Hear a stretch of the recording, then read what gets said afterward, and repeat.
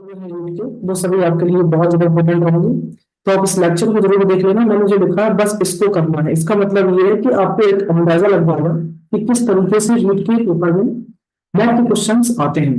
और हम इंट्यूशन में रहते हैं कि बहुत ज्यादा सरल होगा या बहुत ज्यादा डिफिकल्ट होगा। ये आपका इस वीडियो के द्वारा माध्यम से ये इंट्यूशन आपका मतलब जो अनुमान है वो खत्म हो जाएगा। ठीक है, चलिए शुरू करते हैं पहले क्वेश्चन के साथ। तो अगर आप पहली बार हमारे चैनल पर कनेक्टेड हैं तो एक बार सब्सक्राइब करके रख लेना। मुझे इससे मजा आएगा कि हम और आप एक दूसरे के साथ कनेक्टेड हैं और जुड़े हुए हैं। ठीक है, क्योंकि ये फैमिली आपकी और हमारी साथ साथ होनी चाहिए, तभी मजा आता है एक्चुअली पढ़ने में। ठीक है, तो क्वेश्चन नंबर फर्स्ट आपको दिखाएगा ये कि इसमें पूछा गया है कि 420 के अवध गुणनखंड क्या होंगे। ठीक है, क्वेश्चन नंबर फर्स्ट में 420 के अवध गुणनखंड क्या होंगे। तो इस तरीके से हम निकालते हैं 420 के अवध गुणनखंड। कैसे? आप दो का भाग देते हैं तो ये आता है कितना, 210। फिर इसमें दो का भाग देते हैं तो मिलता है हमें 105। अब 105 में दो का भाग नहीं जाएगा तो तीन से देंगे, तीन त्रिका 15 कितना हुआ। फिर हमने 5 से भाग दिया, 5 सत्ते 35 और लास्ट में 7 एकम 7। तो ये जो आप देख पा रहे हैं यहाँ पर, ये जो नंबर लिखे हैं ये जो है वही ये नंबर है। तो इन्हीं को हम बोलते हैं क्या, अभाज्य गुणनखंड। क्या बोलते हैं इनको? अभाज्य गुणनखंड। ठीक है, इन्हीं को बोलते हैं अभाज्य गुणनखंड, या इंग्लिश वाले जो बच्चे हैं उनके लिए होता है इनका नाम प्राइम फैक्टर्स। ठीक, प्राइम फैक्टर्स भी आप इनको कह सकते हैं। ओके, तो आई होप आपको इतनी बात मेरी क्लियर होगी, उनको हम प्राइम फैक्टर्स भी कह सकते हैं। तो इसी तरीके से हम बढ़ेंगे अपने नेक्स्ट क्वेश्चन के लिए, क्वेश्चन नंबर 2। टोटल 80 क्वेश्चन से ये ध्यान रखेंगे। अब एक लेक्चर में देखते हैं कहाँ तक हम पहुंचते हैं। ये कोई नहीं कहेगा बीच में कि बस इतना ही करना है, इसके आगे नहीं। तो नेक्स्ट है कि किन्हीं दो संख्याओं का लघुत्तम समावर्तक 60 है और महत्तम समावर्तक का मतलब होता है HCF। ये है 5 और एलसीएम जो है वो है 60। दिया गया आपके क्वेश्चन। और उसने पूछा बताइए संख्या क्या होगी। तो देखो, मासा का मतलब होता है कि जो संख्या होगी वो मासा का मल्टीपल होगी, इसी के गुणनखंड में होगी। कैसे? संख्या जो होगी वो 5A और 5B के रूप में होगी। अब हमने सूत्र पढ़ा आप लोगों ने कि क्या, मैं सॉल्यूशन समझा रहा हूँ एक्चुअली, वरना आंसर तो ऑप्शन में ये रखा, कहीं आंसर ये रहा। ठीक है, इतना समय नहीं लगना, इसका आंसर ये है। देखिए ध्यान से कि 5A और 5B को अगर मैं इस तरीके से सॉल्व करने जाऊं फॉर्मूले से कि पहली संख्या गुणन दूसरी संख्या बराबर लासा 60 और मासा 5। तो 5 से 5 कैंसिल, 5 का 60 में भाग दिया तो 12 पंचे 60। जहां ए बी बराबर क्या मिला आपको, 12। अब जो ए बी ये संख्या जो होती है ये होती है साथियों अभाज्य संख्या, है ना। अभाज्य संख्याएं होती हैं ये, मतलब अभाज्य संख्याओं का जोड़ा होता है ये। तो आप बताओ ए बी की जगह पे हम कितना कितना ले सकते हैं। तो आप कहोगे 3 और 4 दोनों अभाज्य हैं। ठीक है, 1 और 12 भी ले सकते हैं। ठीक है क्या नहीं, या फिर प्राइम नंबर ऐसे नहीं ले सकते हैं। अभाज्य संख्या का मतलब है कि सह अभाज्य संख्या होती है एक्चुअली में, इनका सह अभाज्य या कोई प्राइम नंबर कहते हैं जिनका HCF 1 हो, वो हमारी सह अभाज्य संख्या होती है। तो 3 और 4 हम लेते हैं ए बी की जगह पर। तो बस गुणा कर दो यहाँ, 5 से गुणा 3 तो पहली संख्या आ जाएगी 15 और दूसरी संख्या 5 गुणा 4 दूसरी संख्या हो जाएगी आपकी 20। ठीक, ये रहा आंसर। अब डायरेक्ट सॉल्व करने का तरीका है सर, ऑप्शन से कैसे सॉल्व करेंगे डायरेक्टली। ठीक है, तो डायरेक्ट ऑप्शन से सॉल्व आप इस तरीके से कर सकते हैं कि आप देखो डिफरेंस देखो, 20 और 30 का डिफरेंस 10 का है, 30 और 10 का डिफरेंस 20 का है, 15 और 20 का डिफरेंस 5 का है, यहाँ 15 और 40 का डिफरेंस आप देख रहे हैं 25 का है। ये एक्चुअली में डिफरेंस कुछ और नहीं बल्कि मासा है। तो आप बताइए कि 10 का भाग 20 में जा रहा है, यस। इसमें जा रहा है, यस। ठीक है, दोनों में भाग जा रहा है इसमें। लेकिन क्वेश्चन में मासा को लिखा है क्या क्वेश्चन के अकॉर्डिंग, 5। हम ऑप्शन से कर रहे हैं ना, 20 का भाग इसमें जाएगा नहीं, तो ये तो वैसे ही नहीं हुआ। ये चेक करना होता है कि जो डिफरेंस वाली संख्या है उसका भाग इसमें भी जाए और इधर भी जाए। ऐसे इसमें भी जाए इसमें भी जाए, ये 25 से नहीं जाना है। तो लेकिन पहले सवाल के अकॉर्डिंग, क्वेश्चन के अकॉर्डिंग तो 10 का भाग जा रहा है, लेकिन 10 मासा नहीं है। 5 का भाग भी जा रहा है और 5 क्वेश्चन में मासा भी। बताए नॉर्मली देख लो कि 15 और 20 का मासा निकाल कर 5 ही होता है और एलसीएम निकालेंगे तो इसका 60 ही मिलेगा। ठीक है, चलिए अगले क्वेश्चन की ओर बढ़ते हैं। क्वेश्चन नंबर 3 आपके सामने है दोस्तों। क्वेश्चन नंबर 3 आपके सामने कि यदि एक संख्या 5 अनुपात 7 का परपद 35 है। अब बहुत ध्यान रखना कि परपद का मतलब होता है क्या, बाद वाला टर्म है ना। ये बाएं वाला पद की बात करता है, और जबकि परपद कितना है, 35 है, तो उसका पूर्व पद क्या होगा? परपद का मतलब है कि ये 7 यूनिट का मतलब है 35। 7 यूनिट का मतलब क्या है, 35 बार वाला पद है इसको। तो आप देखो 7 का इसमें भाग देंगे तो 5 बार है, 5 बार है, 7 5 35। तो पूर्ण पद की बात कर रहा है, मतलब 5 का 5 गुना कितना हो जाएगा, 25। तो ये रहा आपका आंसर। ठीक है, ये एंटीसीडेंट और प्रेसिडेंट एक्चुअली की बात कर, मतलब बार वाली संख्या और पहली संख्या की बात करेगा। चलिए, तो इस तरीके से आप उसको ध्यान रखेंगे लगाने के लिए। अगला क्वेश्चन देखते हैं। नेक्स्ट क्वेश्चन आपके सामने है कि 4 आदमी एक काम को 20 दिन में कर सकते हैं, है ना? ध्यान से देखेंगे कि 4 आदमी एक काम को 20 दिन में कर सकते हैं। 4 आदमी एक काम को 20 दिन में पूरा करते हैं, तो 10 आदमी उसी काम को कितने दिन में पूरा करेंगे? देखो, ये पहले तो आप तरीका वैसे है कि 4 आदमी रहे और काम को 20 दिन में करते हैं। आगे क्या है, आदमी है 10, कितने दिन में, एक्स दिन में करेंगे। 10 का भाग दिया, 10 दूनी 20 और 4 दूनी 8। तो जो 10 आदमी है वो काम को सिर्फ 8 दिन में कर लेंगे। M1 फॉर्मूला अगर आपको पता है, उससे आता है answer M1 D1 H1 equal to M2 D2 H2। इसका मतलब है ये मैन या वुमेन कुछ भी हो सकता है, चिल्ड्रन हो सकते हैं, डेज और हावर, ये दिन है, ये घंटे हैं, डिवाइड बाई W1, और W1 जो होता है वो काम। ठीक है, वैसे 4 बिल्लियां 4 दिन में 4 चूहे खाती हैं, तो 4 चूहे जो खा रही है ना, वो यहाँ आएगा। ये वर्क है एक्चुअली में, उन्होंने 4 दिन में कितना खाया, ये उनका काम। अगला ये देखो, नेक्स्ट क्वेश्चन में नंबरिंग देते हुए लिखा हूं किसी भी क्वेश्चन में, आप देखो तो ध्यान रखना। जहां तक चलेगा वहां तक हम 12 क्वेश्चन अपने कंप्लीट करेंगे, ठीक? कोई बीच में ये नहीं करने वाला कि नहीं करने वाला, बीच में छोड़ना नहीं है ना। 329 रुपए में वस्तु के बेचने पर एक बिल्डर को 6% की हानि हुई, तो वस्तु का क्रय मूल्य क्या है? देखो आप, बाकायदा क्वेश्चन दिया गया है, किसके साथ, क्यूआर कोड के साथ। देखो, हम जानते हैं वस्तु का क्रय मूल्य मतलब सीपी जो है 100% होता है। यस और नो? आप कहोगे मूल्य 100% है, आप अगर 100% में भाई साहब 6% का डिस्काउंट देंगे, मतलब हानि करेंगे, तो बेचेंगे कितने का, 94% में। यह तो इसका क्या होगा, बेचने वाला मतलब सेलिंग प्राइस। ठीक, विक्रय मूल्य जिसको हम बोल देंगे, ये क्या हो जाएगा, विक्रय मूल्य। लेकिन सवाल में एक्चुअली में कितने का बेचा है, 329 रुपए का बेचा है। तो आप कहेंगे कि 1% की वैल्यू 329/94 है। आपको निकालना है 100% की वैल्यू क्या होगी, मतलब क्रय मूल्य क्या होगा।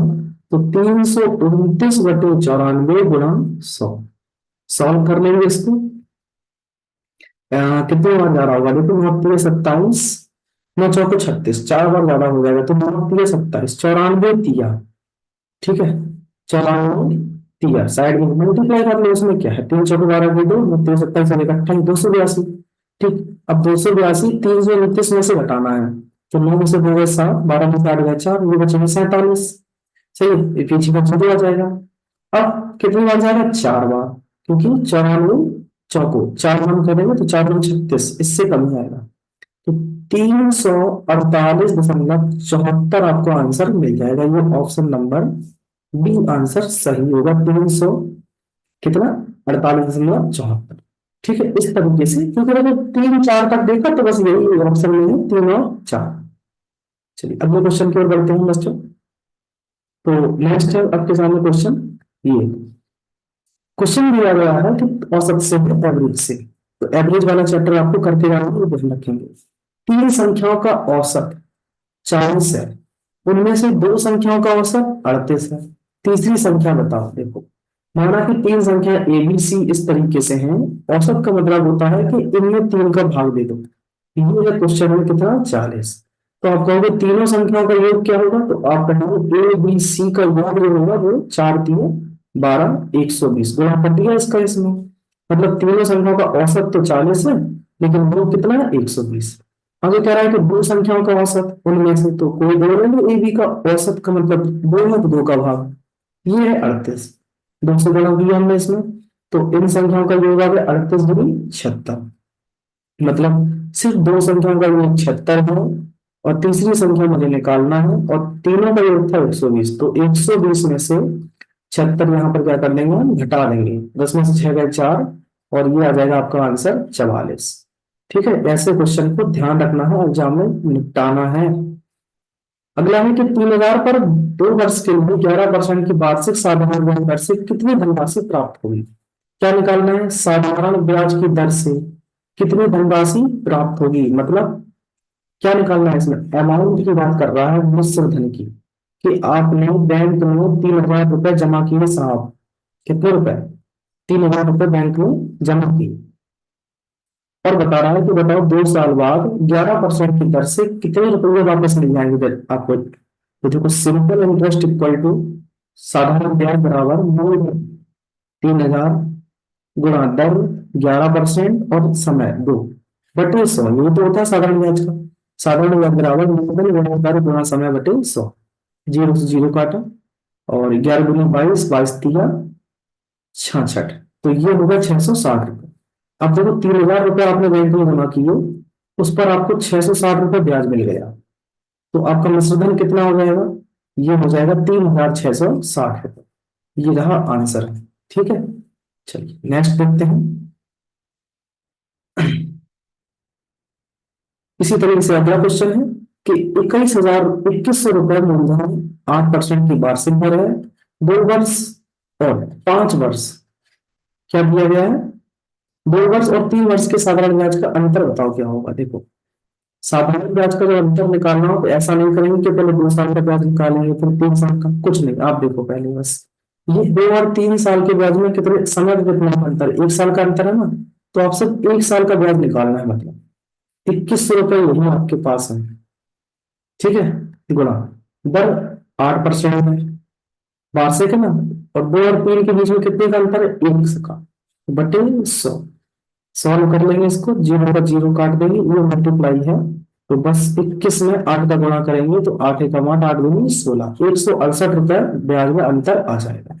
अलग अलग नहीं निकालेंगे कि 2 साल का फिर 3 साल का फिर घटाएंगे, नहीं, आप इनके समय में डिफरेंस देखो, 1 का है तो बस यहाँ समय 1 साल ही लेके चलना है।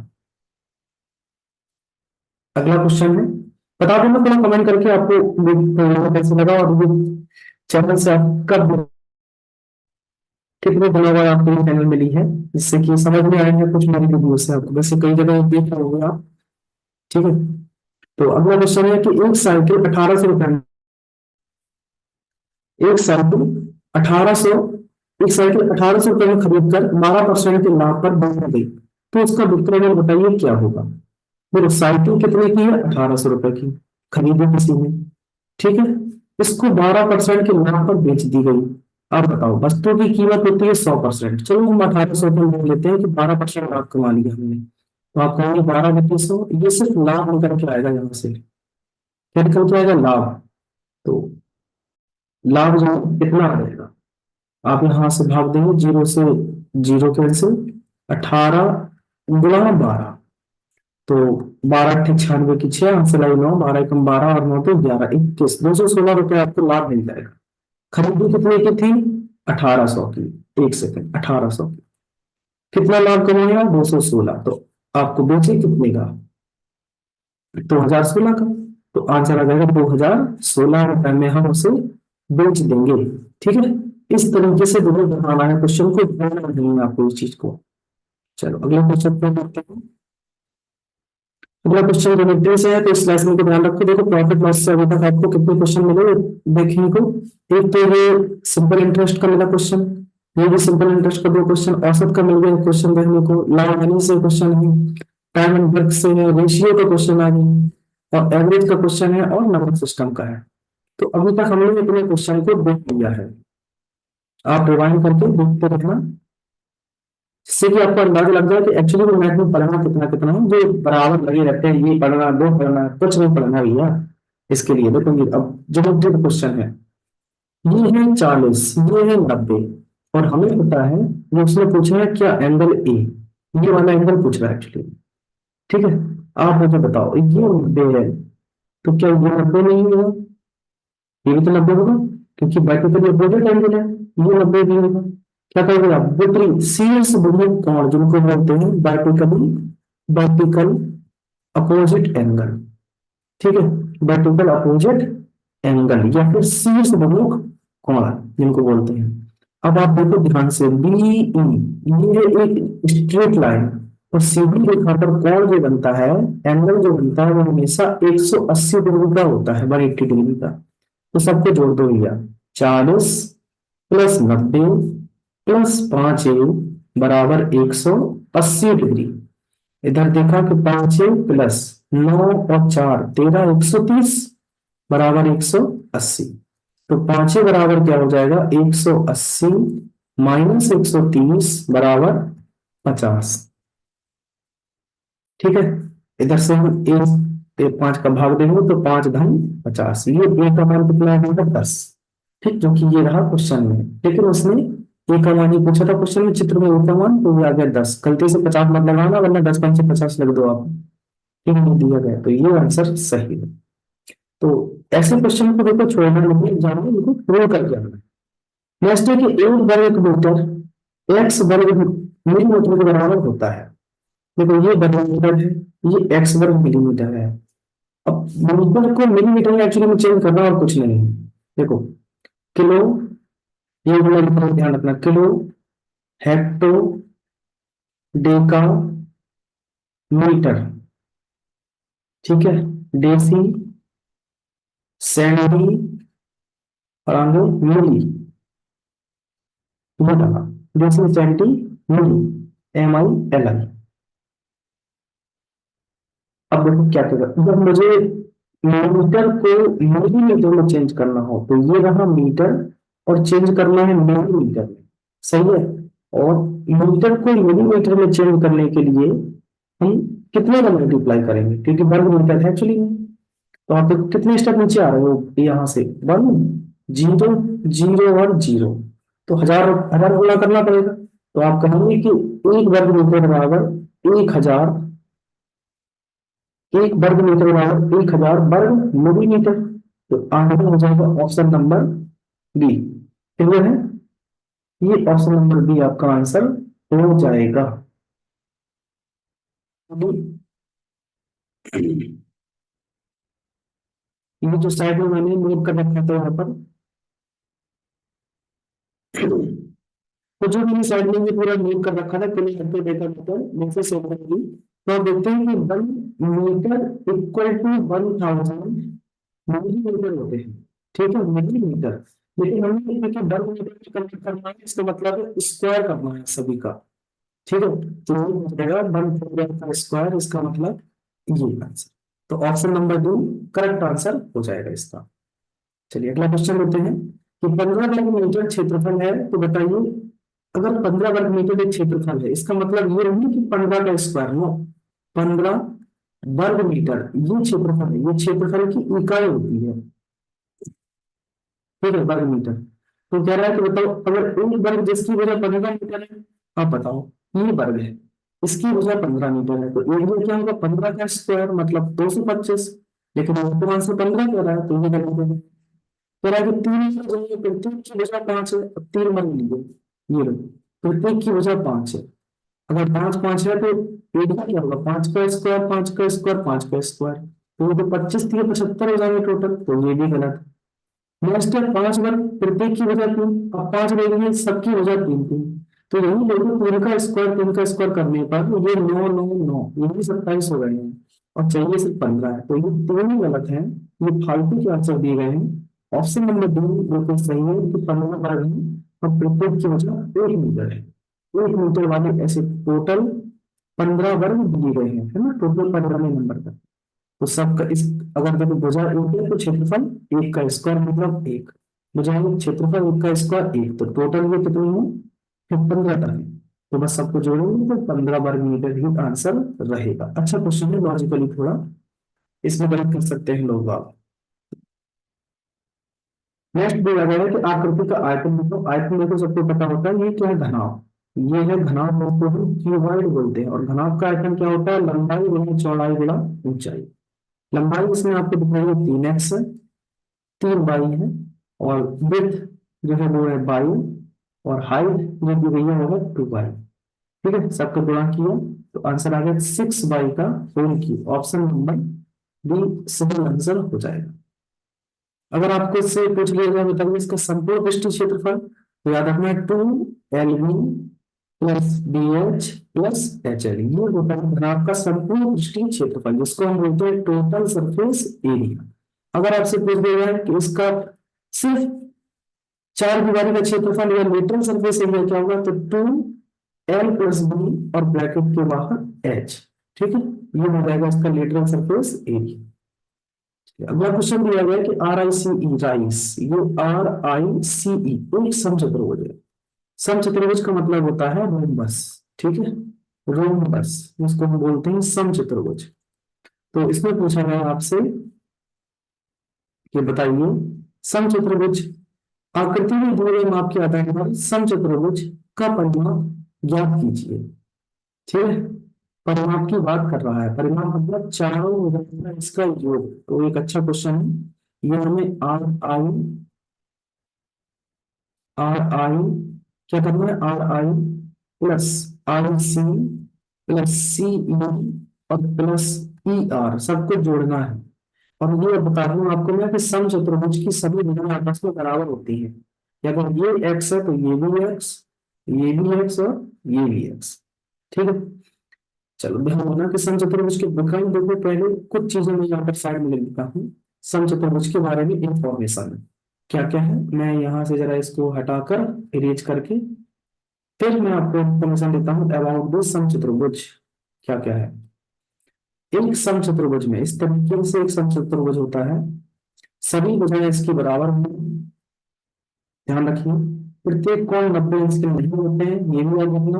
प्लस अपोजिट एंगल आपस में बराबर होते हैं, ये ऐसे ये वाला एंगल इस वाले के बराबर होता है।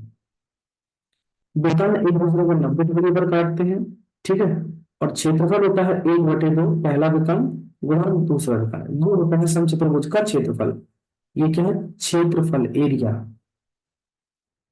ठीक है, रोम्बस का क्षेत्रफल। अब देखो ये 90 डिग्री। और हाँ, समचतुर्भुज के विकर्ण एक दूसरे को बराबर रेशियो में डिवाइड करते हैं, मतलब बाइसेक्ट एक दूसरे को काटते हैं। तो इस तरीके से इसमें तीन समकोण त्रिभुज बन जाते हैं, जो कि इसमें भी तीन नहीं चार, ये इसमें एक समकोण त्रिभुज है, ये भी है, इसमें ये है, इसमें ये है। तो यहाँ से देखो मैं आंसर आपको बता दूंगा कि ये है 5, ये है 12। तो अगर ये 5 है, ये 12 है, तो ट्रिपलेट निकालेंगे तो ये हो जाएगा 17। इनसे कोई मतलब नहीं है, अब ये जो लिखे हैं ना, इनका कोई मतलब नहीं रहा है, क्योंकि एक समकोण त्रिभुज में है। आप देखो बस इसमें सभी त्रिभुज एक से हैं।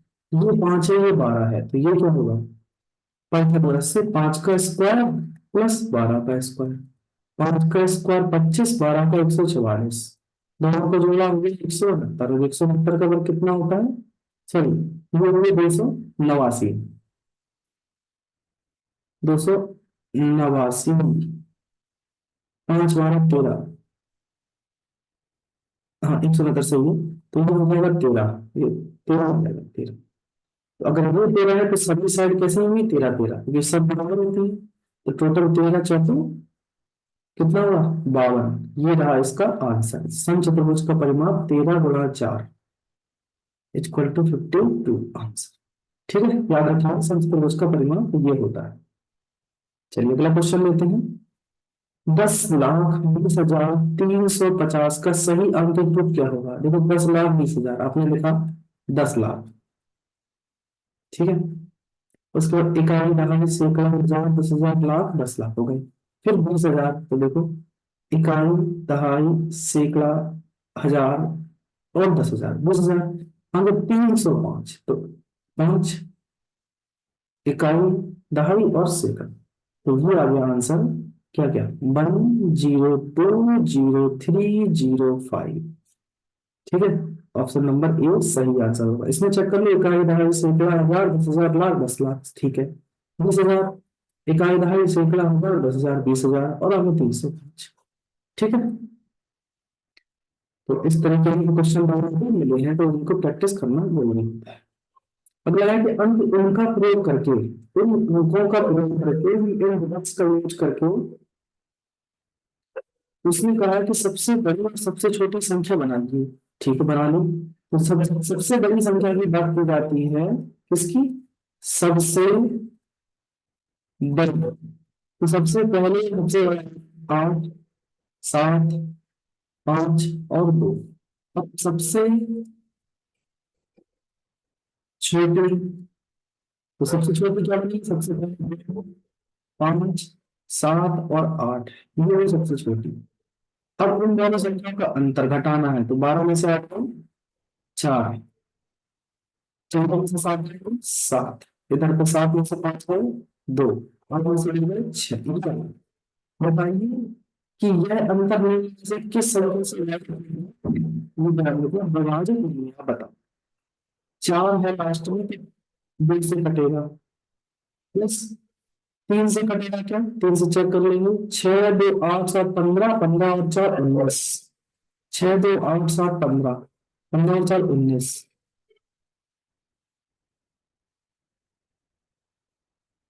मैंने एक बार 8 2 5 7 सही लिखा है, तो 2 5 7 8 छोटी संख्या हो गई है। 12 में से 8 का 4, 14 में से 7 का 6, 6 में से 5 का 1 आ गया, इधर 6 आ गई, अपने से 6। हाँ, तो इसको हम इसका तेज से चेक करते हैं, सब 6 और 7 7 चलेगा, चलेगा क्या 18, मतलब तेज से कट रहा है। अगर तेज से कटे तो कैंसिल कर देगा, लेकिन 5 से कैंसिल नहीं होगा, तो ये भी अपना आंसर हो जाएगा। So hello everyone.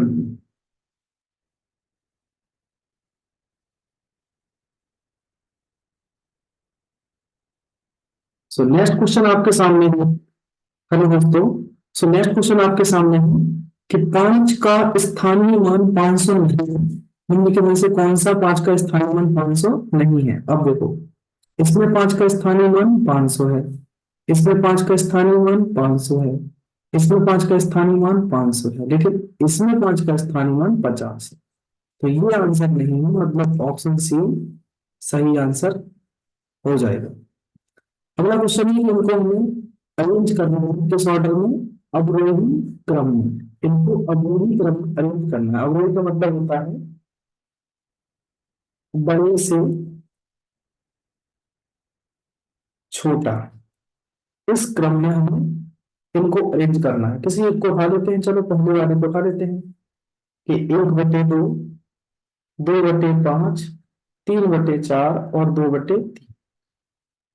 5 2 4 3 सबका लासा लो तो 5 चौको 20, 3 60, टोटल आएगा इसका लासा 60। तो हम सब में 60 का गुणा कर देते हैं। क्या किया हमने, सभी के हर का लासा लिया, जो डिनोमिनेटर में लिखा है इन सब संख्याओं का लासा। तो 2 का भाग देंगे 60 में 30 बार, 5 का भाग दिया 60 में 12, 12 दूनी 24, 4 का भाग दिया 60 में 15 बार, 15 तिया 45, 3 का भाग दिया 60 में 20 बार, और 20 दूनी 40। अब हम लोग छोटे से बड़े, तो सबसे छोटी ये, बड़े से छोटा सबसे बड़ा ये रहा 45। तो सबसे पहले 3/4, ठीक है, उसके बाद 40 मतलब 2/3, फिर 30, 1/2 और लास्ट में 2/5 24 के लिए। तो 3/4, 2/3, 1/2 और 2/5, ये रहा option number B correct answer. ठीक है, इस तरीके से आप अरेंज कर सकते हैं इसको, छोटे से बड़े क्रम में और बड़े से छोटे में। अगला है कि 1 से 30 के बीच कितनी आभाज्य संख्याएं आती हैं। देखो दोस्तों, 1 से 100 तक टोटल 25 अभाज्य संख्याएं आती हैं। कितनी, 25। कौन सी, अभाज्य संख्याएं, जिनको हम प्राइम नंबर्स भी बोलते हैं। अगर मैं आपसे बात करूं कि 1 से 50 तक कितनी आती है, तो ये होगी सिर्फ 15। तो आप समझ जाएंगे कि 51 से 51 से 100 तक होंगे सिर्फ 10, तभी तो टोटल में 25। अब कह रहा है कि 1 से 30 तक, तो गिनना पड़ेगा। देखो, एक नंबर के बाद संख्या यहाँ से 2 से स्टार्ट होगी, 2 3 5 7 11 13, उसके बाद 17 19, 19 के बाद 23, और लास्ट में 29। तो टोटल ये देख लो, 1 2 3 4, 1 2 3 4 5 6 7 8 9 10। तो टोटल 10 अवयव संख्या है जो 1 से 30 के बीच में आती है। दोबारा देख लेना, 2 3 5 7 11 13 17 19 23 और 29। ठीक है, इसके अलावा कोई भी अवयव संख्या 1 से 30 के बीच में अवेलेबल नहीं है। अगला क्वेश्चन आपके सामने है कि कौन सा अनुपात सबसे बड़ा है। 7/3, 25/7, 35/9 या फिर 19/2। तो हम करते क्या है एक्चुअली में कि हम 9, 3 और 2 या फिर सबका भाग देंगे। देखो 3 का भाग दिया, 3 और 6, ठीक है। कितने बचेंगे? आप कहेंगे एक बचेगा, तो फिर 3 त्रिका 9, फिर एक 3 त्रिका 9, 2.33 आया। इधर से दिया भाग हमने, 7 तिया 21, 4 बचेंगे। और 7 तिया 21, 4 बचेंगे, फिर 7 पंचे 35, फिर 5 बचेंगे, 4 सत्ते 49। 9 से भाग दिया, 9 तिया 27, 9 चौको 36, 4 बने, 9 तिया 27, ठीक है। कितने बचेंगे? 8। फिर 9 8 72, इतने बार दे पाएंगे 3.8। इसको देखो, 19 का आधा, तो 9.5। तो सबसे बड़ा यही आया 9.5। और कहा सभी देखो छोटे हैं, तो सबसे बड़ा अनुपात क्या होगा? 19/2। ये क्वेश्चन देखो कितना अच्छा गुणनखंड वाला है कि इसको क्या लिखेंगे? एक्स स्क्वायर की power whole square minus x minus y का होल स्क्वायर, और इसकी पूरी पावर है 2। ठीक है, इस तरीके से इसको सेट करना। अब समझो कि ये पूरा है ए, ये पूरा है बी, तो ये फॉर्मूला दिया आइडेंटिटी ए स्क्वायर माइनस बी स्क्वायर की, जो कि होती है ए प्लस बी और ए माइनस बी। तो एक बार इन दोनों को आपको ऐड करना है, ये ऐड करना है, ऐड कर दिया इनको, और इन दोनों को एक बार माइनस करना है।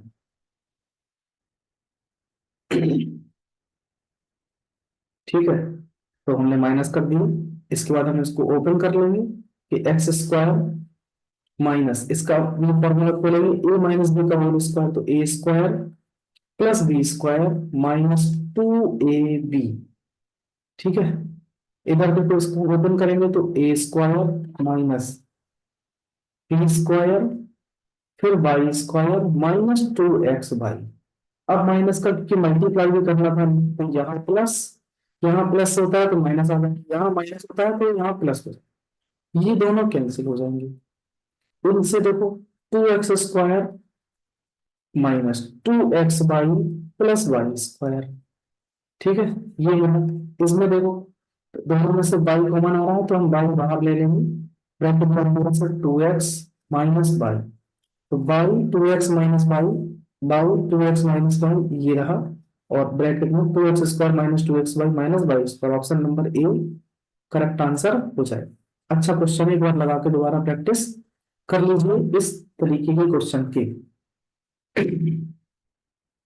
ठीक है, नेक्स्ट है कि दो संख्याओं का योग 22 है। माना कि पहली संख्या x है, अगली संख्या y है, इनका योग 22 है। आगे कहा गया इनके वर्गों का योग 404 है।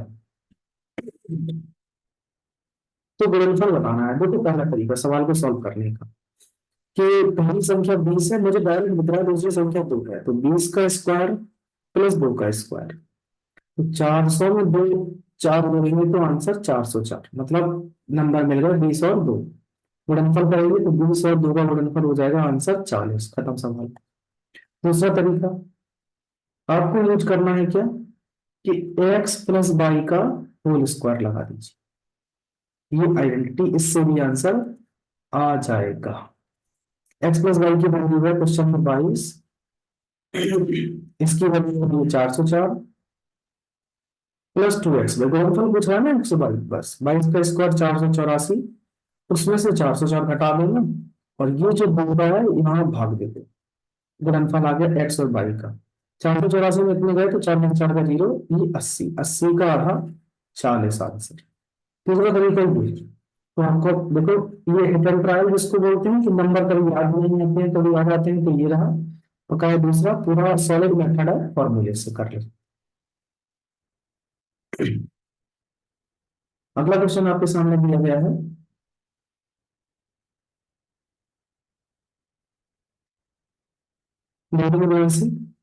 घन वाली संख्या है दो घनमूल से, वह न्यूनतम संख्या बताइए जो इतने को गुणा करने पर एक पूर्ण धन संख्या प्राप्त हो। ठीक है, 1800 में हम किसका गुणा करेंगे? तो अगर दो का गुणा करते हैं 18 गुनी होते हैं 3600, 3600 7 का वर्ग है, लेकिन किसी का घन नहीं है। ठीक है, हमें चाहिए घन। अगर 1800 में हम 6 का गुणा करते हैं, 18 छक्का 108, 108 तो किसी का भी धन नहीं होगा। ठीक है, नेक्स्ट देखो 18 पंचे 90। अच्छा अच्छा, एक सेकंड एक सेकंड, क्वेश्चन में कुछ और ही पढ़ रहा हूँ और आंसर कुछ और ही है। उसमें क्या है कि इसमें छोटे से छोटी संख्या को गुणा करेंगे तो ये पूर्ण बन जाए, और उसके बाद जो अंक जो संख्या प्राप्त होगी उसके अंकों का योग क्या होगा। देखो वह न्यूनतम संख्या जिसे जिससे 1800 को गुणा करने पर एक पूर्ण संख्या प्राप्त हो, ठीक, उसके अंकों का योग क्या होगा। ठीक है, न्यूनतम संख्या के अंकों का योग।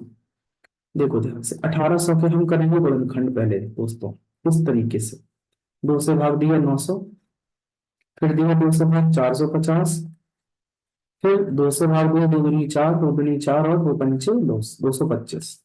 अब 3 से जाएगा, 3 सत्ते 21, 3 पचे 15, फिर 3 से 25 3 75, और लास्ट में पचम 25 और 5 1 पचम 25।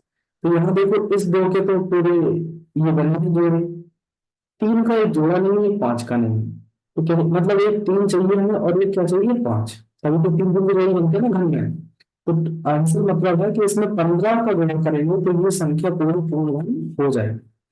अब ये जो 15 है इनके अंकों का योग क्या होगा, मतलब 1 + 5, तो आंसर हो जाएगा 6। ये आंसर सही होगा इस सवाल का। अच्छा क्वेश्चन है, दोबारा देख लीजिए समझ में। ठीक है, रिवाइंड करके वीडियो दोबारा देख लिया करो। नेक्स्ट ये है, कोई धन साधारण ब्याज की बढ़ती दर पर 1/4 वर्ष में अपने का इतने गुना हो जाता है, तो वार्षिक ब्याज की दर बताइए। देखो आपने 40 रुपए जमा किए बैंक में और हो गए 41, तो ब्याज कितने का मिला, कहोगे ब्याज मिल गया भैया 1 रुपए। ठीक है, साधारण ब्याज वो भी ध्यान रखो। तो हमें पता है कि साधारण ब्याज का सिंपल इंटरेस्ट का फॉर्मूला प्रिंसिपल गुणा रेट गुणा टाइम बटे 100। ब्याज है 1 रुपए, किस पर, 40 रुपए मूलधन पर, ये है 3। तो यहाँ लिखो 40, रेट पता नहीं है, समय 1 साल है बटे 100। अच्छा दिया है 1/4 वर्ष में, तो समय है 1/4। चलो सॉल्व कर दिया, 0 से 0 हटाया, 4 का भाग दिया इसमें, तो ये बचे हैं सिर्फ 10, तो आर बराबर हो गया 10%। रेट हो गई है अपनी 10%। ठीक, अगला क्वेश्चन है, क्वेश्चन नंबर नेक्स्ट है, 10% चक्रवृद्धि ब्याज की दर से, question number next, question number अगला वो दिया गया नंबर मैंने एक्चुअली क्वेश्चन में देखिए दोस्तों, यहाँ पर क्वेश्चन को ले रखा है कि नंबर नहीं है एक्चुअली। तो नेक्स्ट है 10% वार्षिक ब्याज, 10% वार्षिक चक्रवृद्धि ब्याज पर 2000 रुपए पर कितने वर्ष में 2000 रुपए जो है, वो कितने वर्ष में 2420 हो जाएंगे। आपने 2000 रुपए जमा किए बैंक में और हो कितनी है 2420। ठीक है, कितने पर, 10% की ब्याज की दर पर। चक्रवृद्धि ब्याज का फॉर्मूला ये रहा समय ऊपर। तो फॉर्मूला तो पता ही, ए बराबर टी ब्रैकेट में 1 + 10 बटे 100 उसकी घात ऊपर टाइम सम एन। चलो इसको सॉल्व कर लेंगे, 0 से 0 कैंसिल, 242 बटे 200 बराबर, इसको सॉल्व कर लेंगे, ये 10, तो 10 + 1/10 इसकी घात एन, 200 भाग दिया 121/100, इधर पे 11/10 की घात एन। ये किसका है, स्क्वायर 11 का, ये 10 का। तो दोनों के हमने बेस जब देखे इक्वल है तो पावर भी आपस में इक्वल होती है, मतलब एन बराबर कितना आ गया 2, 2 वर्ष में भाई इतना हो जाएगा। ठीक है, 2 वर्ष की बात हो रही है, आंसर ये हो जाएगा। चलिए नेक्स्ट क्वेश्चन हमारे सामने आते हैं, 7 वस्तुओं का विक्रय मूल्य, देखो 7 वस्तुओं का सेलिंग प्राइस मतलब विक्रय मूल्य, ये बराबर है 6 वस्तुओं के क्रय मूल्य के, सीपी के बराबर है। तो आपसे अगर मैं पूछूं बताइए सीपी बटे एसपी क्या होगा, तो आप कहेंगे 7/6। अब वो जो वस्तु 6 की खरीद, वस्तु 7 की खरीदी आपने और 6 में बेच दी, तो 7 रुपए पर हानि हुई 1 रुपए की, एक की हानि, तो हानि प्रतिशत हो गया 100/7। ठीक है, 14×7 = 98 और 200, तो 14 7/7% की हानि हो जाएगी आपको। चलिए नेक्स्ट लेते हैं, एक थैले में इतने इतने रुपए के इसके अनुपात में है। यदि इस थैले में तेल कितना हो तो 5 के नोटों की संख्या देखो। 20 रुपए का नोट है जिसके नोटों की संख्या 3 है, तो हम इसको मान लेते हैं 3x। टोटल कितने रुपए होंगे? 10 नोट है। 10 रुपए के नोट कितने हैं? 4, तो 4x रेशियो है, तो आपको x लगाना पड़ेगा सबके साथ में। इधर देखो 5 नोट है और इनका रेशियो टोटल है 5, और लेकिन टोटल धन है अपने पास 1000 रुपया। कितना है? 1000 रुपए। ठीक है। अगर आपके पास टोटल धन 1000 रुपया है, सबका मल्टीप्लाई किया 60x, 40x, 25x बराबर 1000। वो 1000 टोटल वैल्यू 40 40 100 100 में 25 जोड़ेंगे तो 125x बराबर 1000। 125 का इसमें भाग दिया 8 बार, 125 रट्टे 1000, तो x की वैल्यू 8। उसने पूछा है 5 के नोटों की संख्या कितनी? ये देखो 5x, तो 5x बताओ। अगर x का मान 8 है तो 5x हो जाएगा 8 5 40। 5 के नोटों की संख्या जो हुई वो 40 हुई है। अगर पूछता बताइए 10 की, तो इधर पे हम गुणा कर देते हैं 8 को। 8 चौको 32, 8 तिया 24, सबके निकल आते हैं आंसर। चलिए नेक्स्ट देखते हैं। किसी भिन्न के अंश और हर, किसी भिन्न के अंश और हर का योग 55 है और भिन्न का मान 5 बटे, भिन्न का मान 3 बटे क्या दिया है? हाँ, भिन्न का मान 3/8 है। तो बताइए भिन्न क्या होगी? तो वो 55 पहले यहाँ आ रहा है, यहाँ भी आ रहा है, इसमें नहीं आ रहा है, हटा दो। और भिन्न का मान 3/8 है, तो क्या हम इसको 5 से काटने पर 5 पढ़ सकते हैं? 35, ये तो 4/7 आएगा, तो ये तो नहीं है। इसमें क्या 3/8 आएगा? इसमें भी नहीं आना है 3/8, ये तो 1/10 आएगा। तो ये आंसर, इनमें से कोई आंसर नहीं है। ठीक है, क्योंकि अंश और हर मतलब x प्लस वाई जो है इसका योग 55 है, और कह रहा है कि x बटे वाई का मान 3/8 है। तो बताइए, यदि किसी भिन्न के अंश और हर का योग 55 है, माना कि भिन्न है x बटे वाई और अंश और हर का योग है 55। ठीक है भैया, तथा भिन्न का मान 3/8 है, तो भिन्न क्या है? अच्छा, मतलब x बटे वाई का मान भी भिन्न है 3/8। अच्छा अच्छा, समझ गए। ये ऐसा है भाई। ठीक है, तो ये x का मान 3 के और y का मान 8 के है, ये इक्वल टू 55 है। ये ध्यान रखना, अच्छा क्वेश्चन है। ये इक्वल टू इसके 55 के है, 55 के। तो 8 और 3 11 के, 11 के की वैल्यू 55 है, तो 11 पचे 55, के की वैल्यू आ गई 5। अब यहाँ गुणा करना है 3 × 5/8 गुणा 5, तो ये 5 × 15 और 8 × 5 = 40। तो भिन्न हो जाएगी 15/40। ऑप्शन में कहीं भी नहीं है, तो अपना ऑप्शन नंबर डी आंसर सही हो जाएगा। चलिए अगला क्वेश्चन है आपके सामने। अगला क्वेश्चन है आपके सामने दोस्तों, कि बताइए, यदि एक त्रिभुज रेखा दो समांतर रेखाओं को प्रतिच्छेद करती है, देखो दो समांतर रेखा इस तरीके से हैं, इनको एक त्रिभुज रेखा प्रतिच्छेद इस तरीके से करती है, तो संगत कोणों का प्रत्येक बिंदु होता है कैसा? बराबर। संगत कोण कौन से होते हैं? ये और ये संगत कोण। ठीक है, और बताते हैं आपको संगत कोण।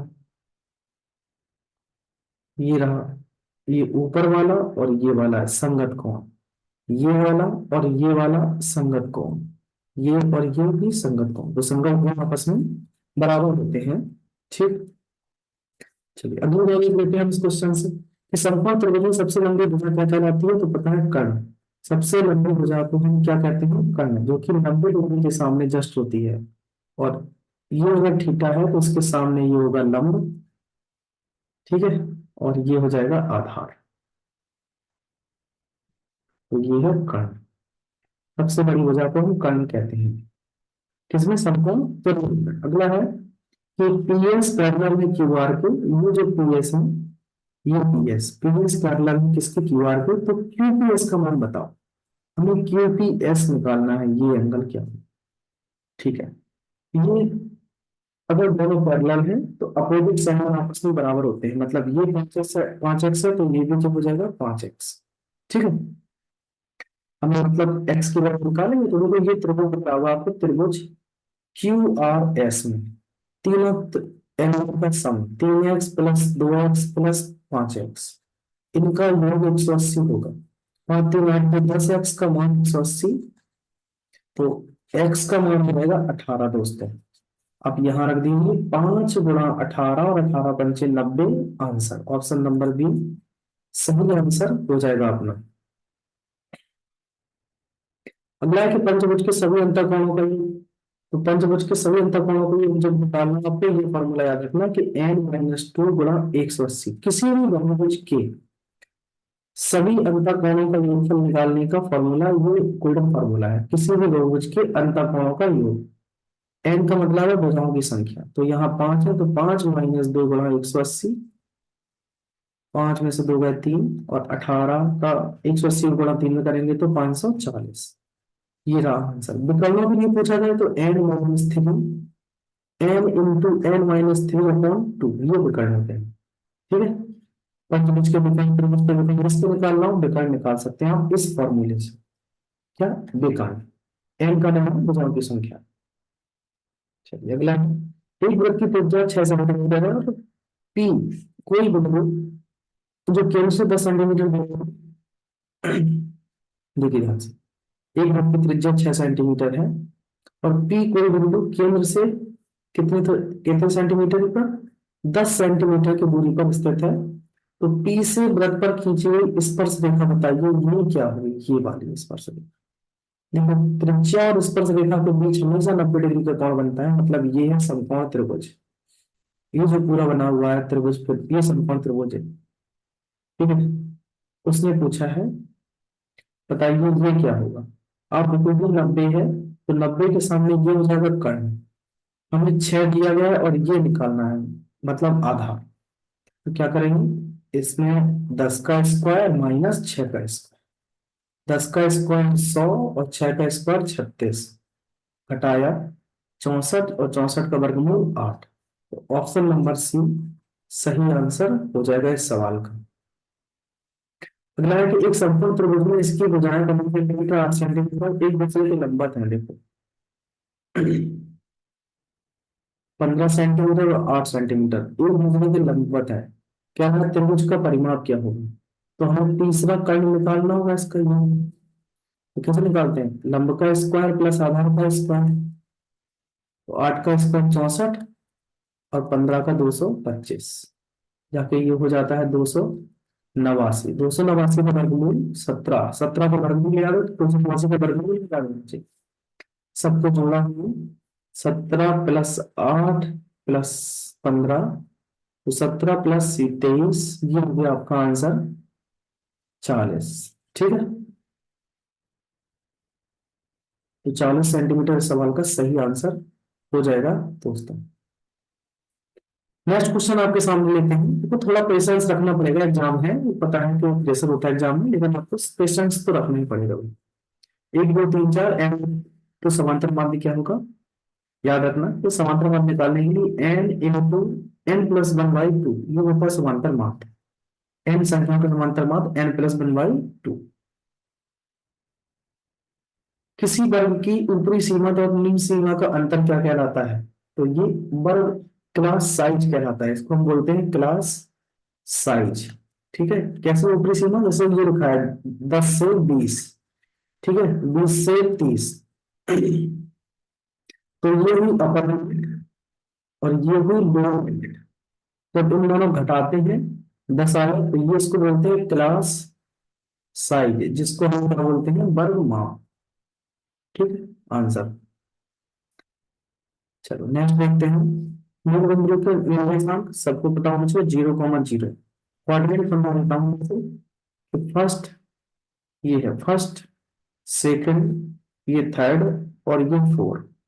तो फर्स्ट क्वाड्रेंट में हमेशा आपको प्लस प्लस देखने को मिलेंगे, सेकंड में हमेशा आपको माइनस प्लस देखने को मिलेगा, थर्ड में माइनस माइनस देखने को मिलेंगे और फोर्थ में प्लस और माइनस देखने को क्वाड्रेंट में मिलेंगे। ये आपको कोऑर्डिनेट्स देखने को मिलेंगे। ये एक्स एक्सेस होता है प्लस में, ये एक्स डैश एक्सेस होता है माइनस का, ये वाई एक्सेस प्लस का होता है और ये वाई डैश माइनस का।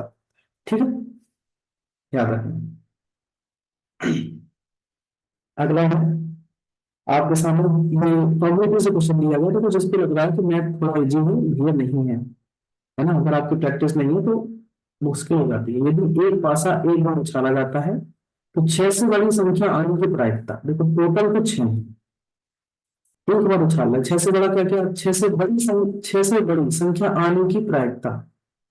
तो आप बताओ छह से बड़ी कोई संख्या है क्या उसमें, नहीं, तो 0/6 मतलब आंसर 0 हो जाएगा। छह से बड़ी संख्या आने की प्रायिकता कोई नहीं है, सिर्फ 0 है। नेक्स्ट, इसको सॉल्व करेंगे। देखो √3 / 5, इसका मतलब है कि √3 को 5 बार लिखिए, √3 गुणा √3 गुणा √3 गुणा √3 गुणा √3। क्योंकि छोटा सवाल है इसलिए मैंने 5 बार लिखा है, वरना इतना नहीं बताता मैं। गुणा 9 स्क्वायर का मतलब है 9 बराबर 3 की घात x गुणा 3√3। अब देखो √3 से √3 कैंसिल, जब दो संख्या रूट में होगी तो सिंगल एक बचती है 3, जब दो संख्या रूट में तो सिंगल एक बचेगी 3। इसका मतलब है 3 की घात 2, और इसका भी मतलब है 3 की घात 2। ये हुआ 3 की घात x, यहाँ 1, तो अगर बेस समान है तो घातें आपस में जुड़ जाएंगे। इनको बोलो 2 2 4 और 5 और 6, तो 3 की घात 6 बराबर हुआ 3 की घात x + 1। जहां पर आधार समान है तो उनकी घातें भी समान होंगी, तो x + 1 की वैल्यू 6 और x बराबर 6 - 1 बराबर 5 आंसर। तो ऑप्शन नंबर बी सही आंसर आपका हो जाएगा यहाँ। चलिए, तो आज की वीडियो में हमने इतने कर लिए क्वेश्चन कंप्लीट अपने, क्योंकि हम लेक्चर 1 कंप्लीट कर चुके हैं लेक्चर 1 में। तो अब लेक्चर 2 में हम आपके लिए लाएंगे न्यूज की नेक्स्ट क्वेश्चन, नेक्स्ट वीडियो में आपको देखने को मिलेंगे। तो टिल देन टेक केयर, पूरा वीडियो मत देख लीजिए, अपने दोस्तों के साथ शेयर कर देना। हम टोटल 40 क्वेश्चंस इस वाले वीडियो में कंप्लीट कर चुके हैं, कितने, 40। तो आगे की वीडियो में देखो आपको ये सब देखने को मिलेंगे, अच्छे अच्छे क्वेश्चन, और ये ध्यान रखना कि टोटल 40 क्वेश्चन नेक्स्ट है। तो अगले वीडियो को जरूर देखने आना। Okay, till then take care, bye bye, अपना ख्याल रखें, प्रैक्टिस करते रहें। कोई कंफ्यूजन हो तो मुझसे एक बार कॉन्टेक्ट कर लीजिए। Okay, thank you.